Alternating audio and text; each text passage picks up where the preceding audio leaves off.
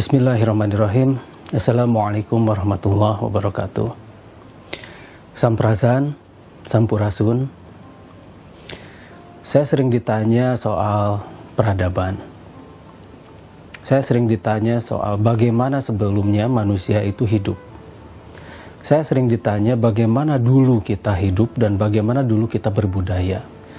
Dan bagaimana itu yang namanya pertama kali manusia mengenal yang namanya tata krama, sopan santun, aturan hidup, agama, dan sebagainya. Di sini saya memiliki ketertarikan yang amat sangat mengenai yang sebelum terjadi sekarang ini. Ketertarikan ini sebetulnya ketertarikan dari seluruh umat manusia. Karena manusia sebelumnya itu diceritakan mengenai sebuah teori yang katanya manusia itu berasal dari kera. Dan banyak orang yang percaya. Tapi terus terang, selama hidup saya sampai sekarang, saya tidak percaya bahwa manusia itu berasal dari kera. Kalau misalnya Anda percaya, silahkan. Itu pilihan Anda. Tapi juga saya harus membuktikan bahwa manusia tidak berasal dari kera. Ada seorang ilmuwan yang mengatakan bahwa manusia itu adalah evolusi dari hewan berbulu yang sekarang dikenal dengan yang namanya monyet atau kera. Dan terus terang, saya benar-benar meragukan teori itu. Apabila kita berbicara mengenai teori tentang asal-usul manusia, berarti kita harus jauh melihat ke belakang. Asal-usul dari dunia itu sendiri. Asal-usul bagaimana manusia itu mampu mengerjakan sesuatu, membuat sesuatu, berkarya, dan bertahan hidup. Dan bagaimana manusia itu mampu membuat adab dan akhirnya beradab, lalu akhirnya membangun sebuah peradaban. Banyak orang yang percaya bahwa peradaban masa lalu itu tidak primitif. Dan saya salah satu yang termasuk percaya bahwa masa lalu itu tidak seprimitif orang yang kira. Dan salah satu buktinya bahwa masa lalu itu tidak primitif dari berbagai macam penelitian yang kami lakukan, itu membuktikan bahwa masa lalu itu benar-benar sangat modern. Masa lalu itu sudah mengenal yang namanya anti-gravitasi. Masa lalu itu sudah mengenal yang namanya wimana. Wimana adalah alat untuk membuat manusia itu mampu menolak gravitasi bumi. Dan itu sudah dikenal. Hanya mengapa itu tiba-tiba menjadi hilang, seolah-olah itu tiba-tiba menjadi hilang. Dan ketika kita menelusuri peradaban dan sisa-sisa peradaban yang ada di Indonesia, kita akan menemui banyak sekali bangunan-bangunan yang sebetulnya terlihat seperti gunung. Terlihat seperti itu alami, padahal itu tidak alami. Itu adalah bangunan yang dibuat oleh manusia. Bangunan yang dibuat oleh tangan-tangan yang memiliki peradaban yang sangat dahsyat dan luar biasa. Misalnya satu contoh ini di Gunung Padang misalnya. Kita tahu bahwa orang menyebut itu adalah Gunung Padang, tapi saya pribadi tidak menyebut itu adalah Gunung Padang. Saya menyebut itu adalah Gedung Padang, karena dari bentuk bangunan dan bentuk tumpukan batuan yang ada di sana itu semua adalah dibuat oleh manusia. Meskipun mungkin batuannya ada yang batuan alami, tapi saya yakin kandungan besi yang ada di batuan Gunung Padang ini sangat tinggi. Bahkan bisa mencapai 45% dari kandungan besi yang ada di batuan-batuan yang normal. Dan kemudian ketika kita mulai mencari lagi ke tempat yang lain, misalnya di satu tempat yang bernama Munjul ini, di sana ada sebuah anomali magnetik yang sangat kuat, sebagaimana anomali magnetik yang ada di Gunung Padang. Itu benar-benar luar biasa, karena anomali ini membuktikan bahwa masa lalu itu tidak sesederhana yang orang kira. Apabila kita mengetahui bahwa masa lalu itu memiliki jawaban dari semua krisis pada waktu sekarang, mungkin orang tidak akan mencari kemana-mana, karena jawaban itu sudah ada di kita. Contohnya ini, Ini anomali magnetik yang ada di Bukit Munjul. Apabila kita perhatikan batu yang ada anomali magnetik ini, saya yakin tadinya batu ini mungkin berbentuk bulat. Dan kemudian ketika kita melihat anomali magnetik yang tadi kita barusan lihat, itu membuktikan sebuah teknologi yang sangat luar biasa dan sudah mengenal magnet. Kemudian kita beralih ke Sadahuri. Ini adalah gunung yang benar-benar berbentuk piramida, dan di sana ada sebuah prasasti. Ini prasastinya sedang kami gali lagi. Bisa dilihat di sini. Kami kembali buka, dan sebetulnya masyarakat di sana sudah menemukan ini jauh sebelumnya. Tapi mereka tidak mengumumkannya kepada dunia. Kita coba gali lagi, kita coba tanya-tanya lagi penduduknya, dan ternyata bisa dilihat di sini. Ada semacam prasasti atau tulisan yang dibuat berdasarkan dan dari huruf Lemurian. Sebuah huruf yang sangat kuno dan jauh lebih kuno daripada huruf-huruf yang ada pada zaman orang-orang sekarang ketahui. Jadi banyak yang mengetahui bahwa huruf yang paling kuno adalah huruf Palawa atau Sansakerta. Tapi sebetulnya ada huruf yang jauh lebih kuno, namanya huruf Lemurian. Dan itu bisa ditemukan pada prasasti ini. Huruf-huruf ini tadinya sangat jelas. Dan ketika ditemukan itu memancarkan cahaya. Dan kemudian si pemancar cahaya itu, atau logam yang memancarkan cahaya berwarna keemasan, atau mungkin bisa dikatakan itu emas, itu dicungkili oleh penduduk itu. Sehingga seperti ini jadinya. Dan kemudian kita terjemahkan. Ini kemudian kita terjemahkan. Kita dari batuan ini kita terjemahkan huruf-huruf yang ada di sana. Kita cut satu persatu yang diakurkan dengan huruf Lemurian yang sudah pernah saya perkenalkan sebelumnya dan sudah pernah saya buat novelnya juga yang berjudul Arkitirema. Nah, ini seperti ini. Sama persis seperti huruf-huruf yang saya perkenalkan sebelumnya. Seperti A, N, J, dan ada kaligrafi dari huruf Lemurian pun, itu semua persis sama seperti yang saya perkenalkan sebelumnya kepada Anda. Dan saya buat sebuah novel yang berjudul Arkitirema. Sama persis, A-nya sama, N-nya sama, semuanya sama persis. Dan itu bisa dibaca menjadi Anjana. Dan huruf Lemurian pun mengenal yang namanya tumpukan huruf yang dikaligrafikan atau ditumpukan untuk menjadi seni. Dari satu batu itu bisa kita terjemahkan menjadi Anjana Gavida Hyangga, Avatara Maninggarungga, Sadubala Aryadumida, Zakala Madigwara Zena. Atau kalau diterjemahkan ke dalam bahasa Indonesia, Engkau adalah gerbang Sang Pencipta, pengendali alam keseluruhan jagad halus dan kasar, menyeimbangkan kehidupan alam semesta. Waktu akan menjadi anak yang penurut, atau menjadi anak penurut.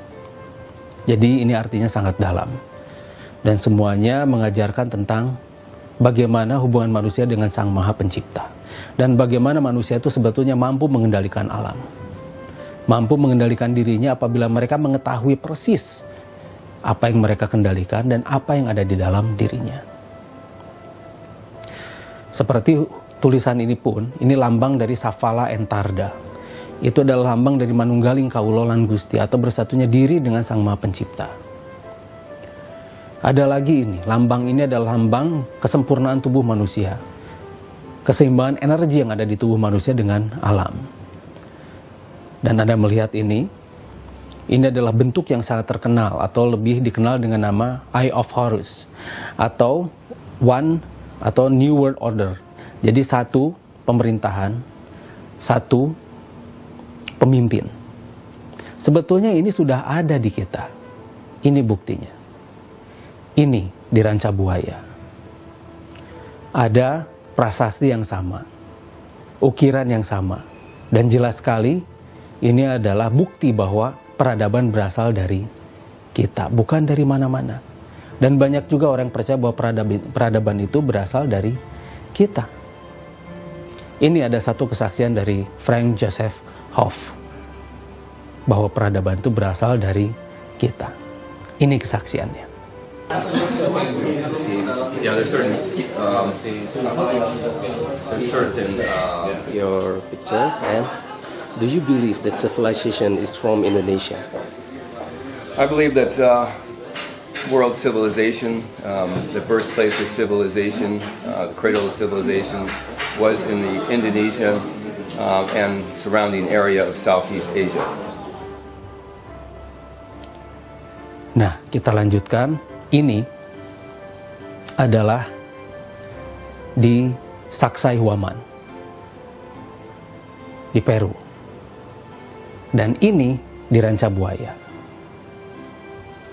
Jadi sebetulnya kita tidak perlu jauh-jauh mencari peradaban. Di kita pun memiliki sumber peradaban yang sangat luar biasa. Dan menunggu kita gali, menunggu kita baca. Dan itu bisa mampu menjawab apapun yang tidak bisa dijawab sekarang oleh orang-orang yang tidak mau mencari. Jadi kewajiban kita adalah mencari, kemudian meneliti, dari sana kita akan mengetahui, lalu kita akan membuat perubahan-perubahan yang sebetulnya menjadi pertanyaan orang-orang zaman sekarang. Kalau bahasa Sunda itu ada 4N, nalusur, naluntik, nalar, nalipak. Atau menjadi 4M, menelusuri, meneliti, kemudian mengetahui, lalu kemudian kita akan membuat perubahan-perubahan yang signifikan bagi kemajuan umat dan bangsa. Wassalamualaikum warahmatullahi wabarakatuh. Samprazan, Sampurasun. Bismillahirrahmanirrahim. Assalamualaikum warahmatullahi wabarakatuh. Samprazan, Sampurasun. Bangsa kita adalah bangsa yang memiliki peninggalan yang sangat luar biasa. Leluhur kita tidak membiarkan anak cucunya terlantar begitu saja. Namun pengetahuan kita tentang leluhur itu amat sangat minim. Pengetahuan kita tentang kebesaran bangsa kita sendiri itu sangat kurang. Nah, ini yang harus kita sadari. Oleh sebab itu kita harus kembali melihat ke belakang, jauh ke belakang. Kenapa mereka datang pada kita? Kenapa mereka berusaha untuk menguasai kita? Ternyata leluhur kita itu menyimpan sebuah teknologi yang sangat luar biasa dan ditutupi pada kita. Saya sudah berjalan ke banyak tempat. Seperti yang sekarang sedang banyak dibahas dan diperbincangkan itu adalah soal Gunung Padang atau Gedung Origom. Mengapa di kita banyak sekali artefak-artefak seperti Gunung Padang, Gedung Origom dan sebagainya.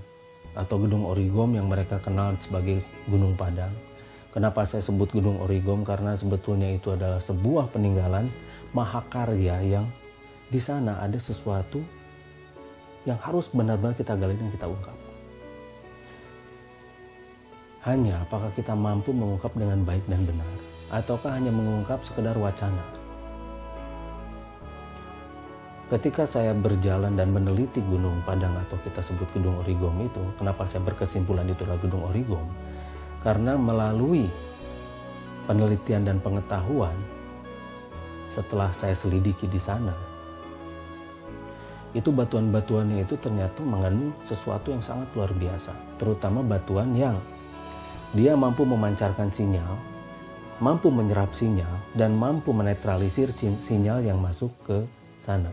Termasuk batuan-batuan tersebut mampu menyerap panas, mampu menetralisir panas, mampu memancarkan setiap panas yang memantul pada batuan tersebut. Dari satu tempat itu terdapat 3 batuan yang berbeda.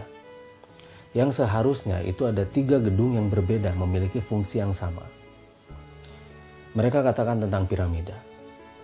Mereka menganggap bahwa piramida itu adalah kuburan. Itu bukan. Piramida itu definisinya adalah sebuah bangunan yang berbentuk kerucut ke atas. Apapun bisa disebut piramida asal itu mengerucut ke atas, karena itu adalah bentuk bangunan. Di bawah besar, di atas mengerucut. Itu piramida. Kalau sekarang didefinisikan bahwa piramida itu adalah kuburan, yaitu terserah, itu definisi masing-masing. Tapi saya tidak sependapat. Indonesia memiliki bangunan-bangunan yang berbentuk piramida dan sangat tua, dan memiliki batuan-batuan yang sangat luar biasa pula. Semua terhubung satu dengan yang lain. Semua terkonek satu dengan yang lain, dan seluruh dunia itu terkonek. Oleh sebab itu, saya berjalan ke sana kemari, ke satu tempat dan tempat lain, menemukan banyak hal yang sangat luar biasa dan ternyata memiliki kesamaan. Satu contoh, di Gunung Padang ada batu yang ketika dipukul dia berbunyi.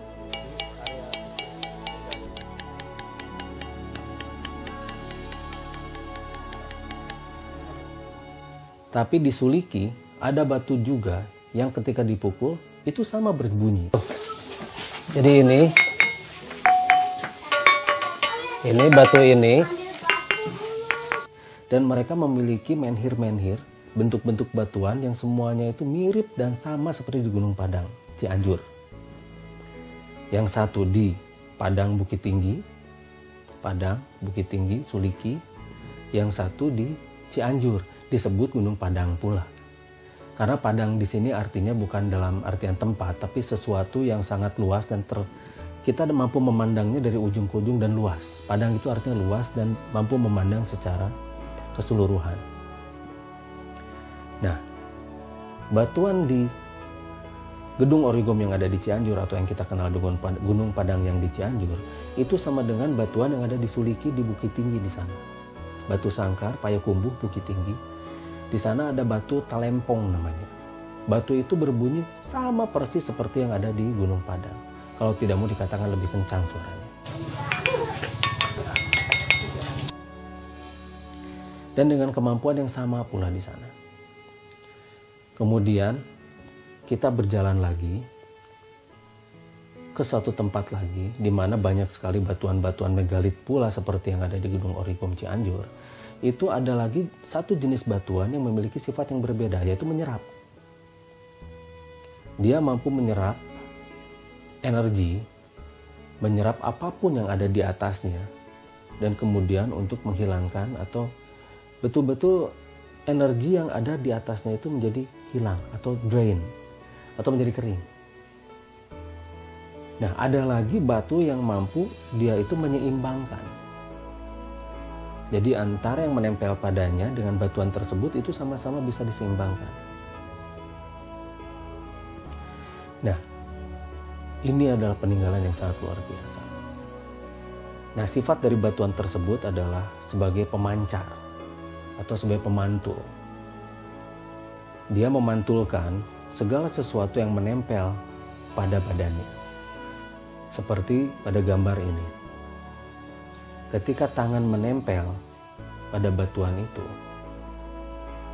semua energi yang ada di tangan itu ditolak oleh batuan tersebut, seperti pada gambar ini. Nah, ketika kita menyimpan batu di atas batuan Talempong tersebut, energi yang ada di batu tersebut akan ditolak, apalagi kalau batu tersebut sudah dipegang oleh orang atau oleh manusia.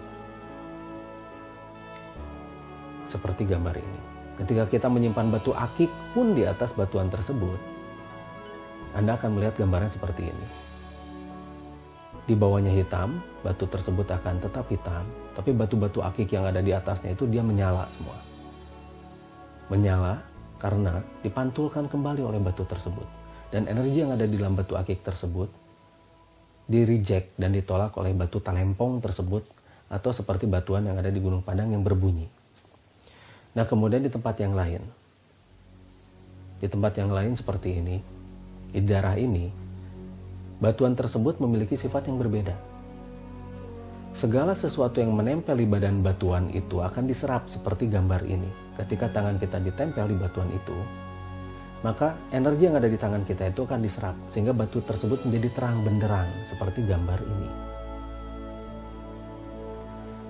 Kemudian batuan apapun juga yang disimpan di atas batuan itu akan diserap pula energinya, sehingga batuan itu akan kosong sehingga menjadikannya hitam. Kemudian batuan yang di bawahnya itu yang ditempeli oleh batuan akik itu atau batuan apapun lah yang menempel di atas itu akan diserap sehingga batuan di bawahnya di badannya itu tersebut jadi terang benderang seperti gambar ini. Kemudian ada lagi yang bersifat itu untuk menyeimbangkan seperti batuan ini. Ketika tangan kita ditempelkan di batu tersebut, batu itu akan terang dan tangan kita juga akan terang. Jadi apapun yang disimpan di sana itu akan menjadi netral sehingga menjadi keseimbangan, terjadi keseimbangan. Nah, mengapa di gambar batu ini, di gambar yang batuan yang baru kita gali, ada 3 piramida dan sebetulnya 3 piramida itu memiliki fungsi yang berbeda. Sekali lagi, fungsinya satu memancarkan, yang satu meredam, yang satu menyeimbangkan atau menyerap atau apapun lah itu. Yang jelas punya 3 fungsi yang berbeda untuk menyeimbangkan alam. Dan ada di bawahnya itu dorval dan ada probe yang selalu berterbangan. Pernah kita menangkap probe di Lembang, bentuknya adalah seperti ini.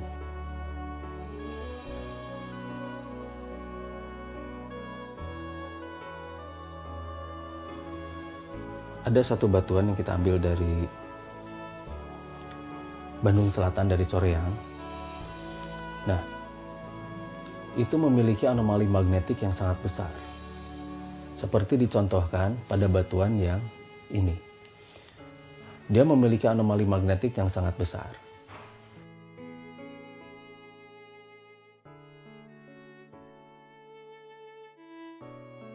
Dan batuan-batuan yang kecil di sana, seperti batuan seperti ini, ternyata ketika kita beri seng, kita beri tembaga, batuan ini mampu mengeluarkan listrik.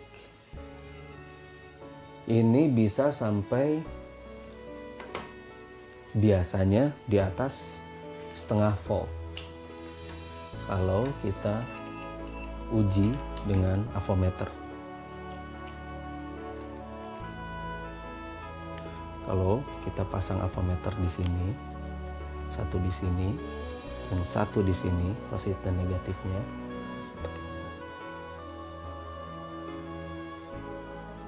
Ini bisa sampai 0,70 volt atau 0,72 volt. Nah, ini apabila kita gabung batuan-batuan ini bisa saja menyalakan tempat itu. Karena ternyata batuan-batuan ini mengandung listrik. Batuan-batuan ini mengandung listrik yang apabila digabung itu bisa menjadi besar. Mungkin gunung tersebut adalah sumber listrik. Bisa saja. Batuan kecil sebesar begini bisa menghasilkan 0,73 sampai 0,7 lah. 0,7273 volt. Dan kalau kita gabung mungkin bisa sampai 12 volt atau bisa 48 volt atau kalau perlu bisa 220 volt DC dengan ampere yang sangat besar. Nah, bayangkan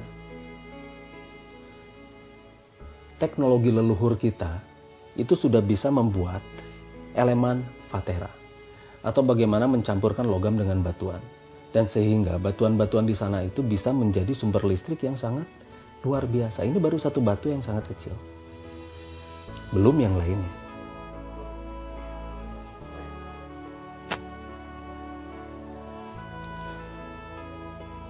Bahkan kalau kita lebih bisa menekan dengan lebih baik, ini bisa sampai 0,82 volt. Jadi kalau misalnya batuan ini kita manfaatkan, kita gabungkan dengan batu-batuan yang lain di satu tempat saja, itu bisa menghasilkan listrik yang sangat besar.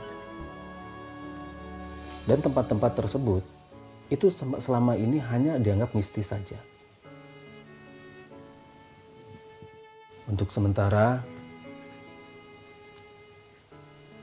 Saya berbagi tidak terlalu banyak, mungkin nanti akan saya sambung lagi ke sesi selanjutnya di tempat yang berbeda pula. Wassalamualaikum warahmatullahi wabarakatuh. Samprazan, Sampurasun.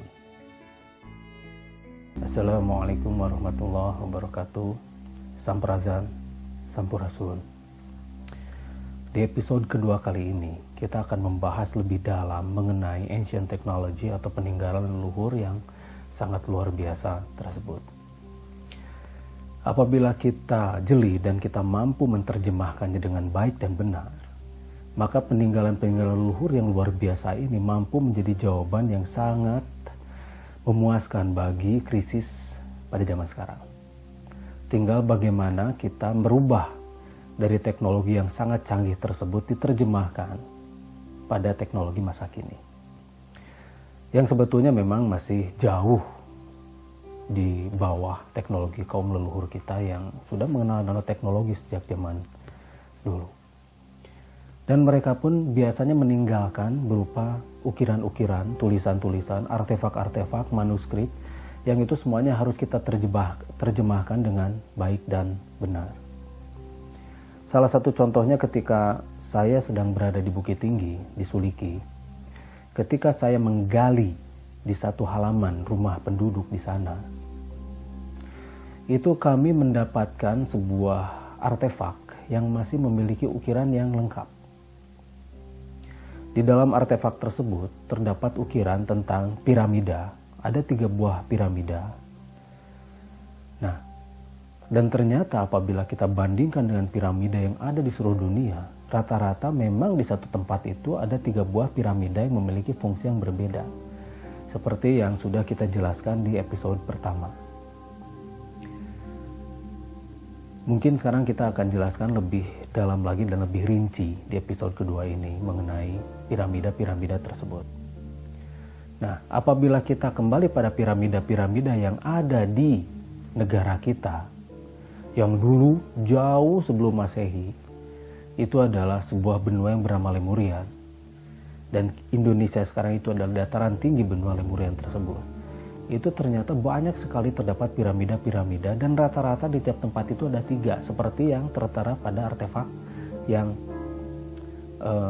kita gali di Suliki tersebut. Dan di bawah piramida yang ada 3 tersebut biasanya terdapat yang namanya dorval, seperti bulatan yang saya tunjuk itu.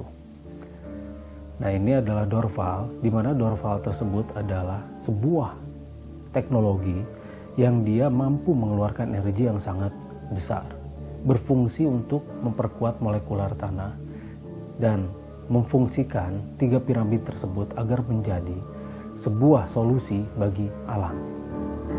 Nah, solusi bagi alam tersebut bisa dilihat dari ukiran ini, di mana ada semacam gambar melingkar yang itu melambangkan bahwa keseimbangan alam itu sudah terjadi ketika 3 piramida tersebut berfungsi dengan baik dan benar. Kemudian ada satu lagi lambang probe, yaitu bulatan kecil dan dia selalu melayang kemana-mana dan selalu bersinar, bercahaya. Dan ketika saya tanya pada penduduk di sana, apakah di tempat ini sering ditemukan sebuah benda bulat bercahaya, dan mereka jawab ya.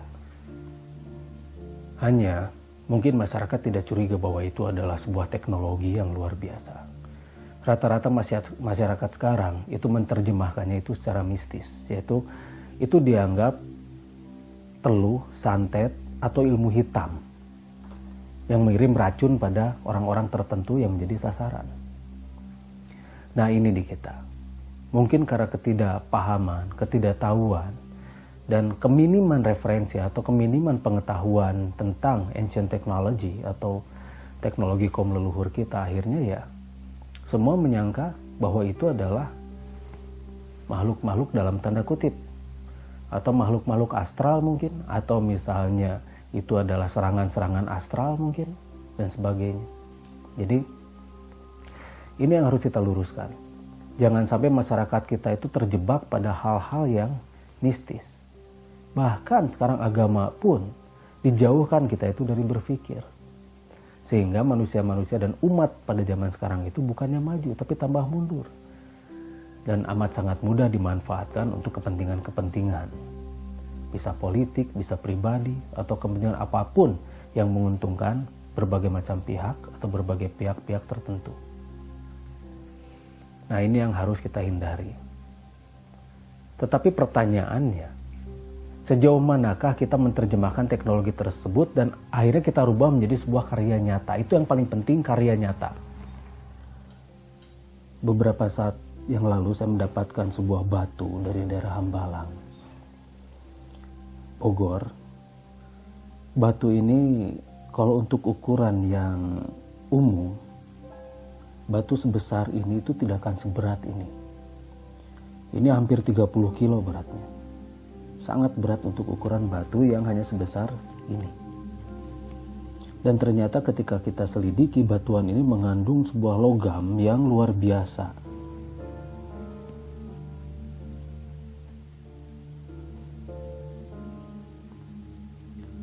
Logam tersebut memiliki kekerasan yang sangat tinggi pula. Dan mengapa bagian ini tuh lurus? Seolah-olah ini dulu adalah cetakan. Logam yang ada di batuan ini tuh dulu dikenal dengan nama Krahiman, cuma ini bukan Krahiman yang KW1 tapi Krahiman yang KW2. Makanya ketika kita tempelkan magnet itu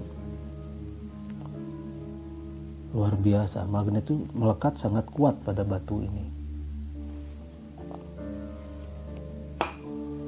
Seperti ini.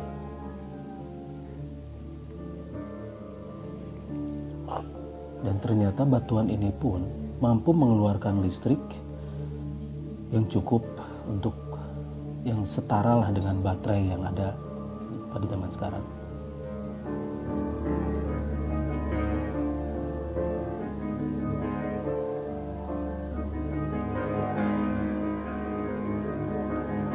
Nah, tinggal kita meneliti dengan baik dan benar.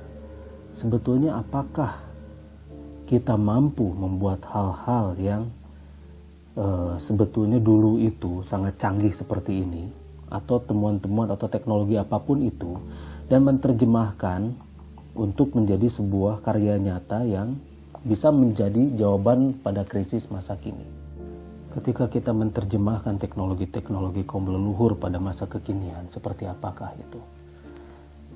Dulu di episode sebelumnya, saya menjelaskan tentang bagaimana generator tanpa bahan bakar itu di Indonesia Super Digital 2018. Hanya ketika saya menemukan hal semacam begini, ternyata kita mampu membuat sebuah teknologi yang jauh lebih baik lagi. Kalau untuk generator tanpa bahan bakar itu hanya perpindahan energi dari satu ke satu yang lain, itu over unity, tapi ini adalah sumber energi yang luar biasa. Ternyata batu ini mampu mengeluarkan listrik. Batu ini mampu mengeluarkan listrik apabila kita tempelkan tembaga atau seng. Tapi kalau kita ingin mengeluarkan listrik dari batu ini lebih baik, yang harus kita tempelkan adalah emas dan magnesium. Jadi itu akan bisa mengeluarkan listrik yang lebih besar lagi. Makanya kenapa di tempat-tempat yang ada piramida itu biasanya ada tambang emas. Jadi emas itu berfungsi untuk mengakselerasi listrik yang ada di batuan seperti ini, nanoteknologi seperti ini. Kalau kita meniru yang ada di dalam batuan ini, atau meniru kaum leluhur ketika membuat sebuah nanoteknologi, kita akan mampu membuat sebuah sumber energi yang sangat lama. Kalau misalnya tidak mau dikatakan tanpa batas atau unlimited. Satu contoh, baterai thorium ini. Baterai thorium ini sudah berjalan selama 3 bulan. Target saya ini, baterai ini bisa hidup selama 3 tahun lebih. Dan ini saya buat semuanya custom, satu persatu, belum disempurnakan. Jadi kalau misalnya saya katakan ini adalah KW16, belum KW15, apalagi KW1 itu masih jauh dari KW1. Dan saya kira kalau KW1 itu bisa hidup selama ribuan tahun mungkin ya.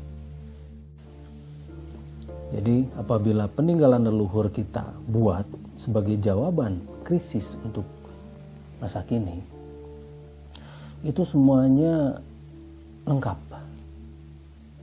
Jadi mudah-mudahan kita akan mampu menjawab krisis energi, krisis pangan, krisis sandang, pangan, papan dan sebagainya. Itu bisa kita dapatkan dari jawaban-jawaban yang memang sudah disediakan oleh kaum leluhur kita. Tinggal bagaimana cara kita menerjemahkannya saja. Mungkin nanti di episode ketiga kita akan membahas yang lebih dalam lagi. Untuk sementara di episode kedua ini cukup sekian. Wassalamualaikum warahmatullahi wabarakatuh. Sampurasun, sampurasun.